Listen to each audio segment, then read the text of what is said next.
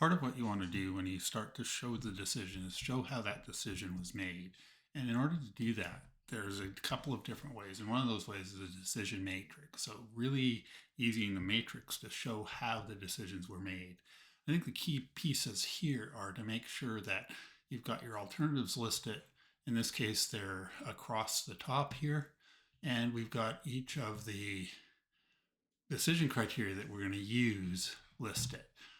In most cases, I tend to prefer to have binary types of decisions, a nowhere go type of decision rather than numbers. Because numbers sometimes are tough to justify. In a lot of cases, they become arbitrary, and when people ask about them, it's really hard to justify why one is a 1 and one's a 4, or especially when you get sort of close in a 2 and 3. In this case, also, it's easy to show we've got a total here that shows the discrepancy. And again, another thing when you're using it is to, if I just go back to it, when you're using it, is to show where that decision is. So in this case, I would put a green box or some sort of way of highlighting it after I've talked about the decision. When you talk about the decision here, you want to talk about this is the decision. You notice it's the first one we talk about it, and why you didn't make the decisions for the other ones, really to discredit what those other pieces are.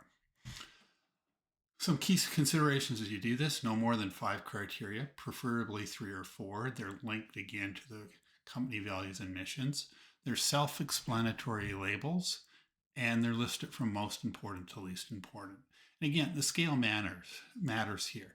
In terms of being binary, it avoids those awkward questions. You can weight them. And if you do use numbers, the scale needs to be on the slide. So 1 is bad, a 5 is good, or whatever that scale happens to be. Another way to show that is as they've done in this example here, where they've gone through the different alternatives, the decision criteria they're using. They're using a low, high, moderate model here. You'll notice the best ones are in green, the worst ones are in red, and then we try to avoid yellow, but yellow is kind of in that middle ground. And then as they go through, they highlight the fact that yes, it is the brownfield investment, the one that's listed at the top, because it has all of these items and it scores the best out of what has been shown in terms of the alternatives available.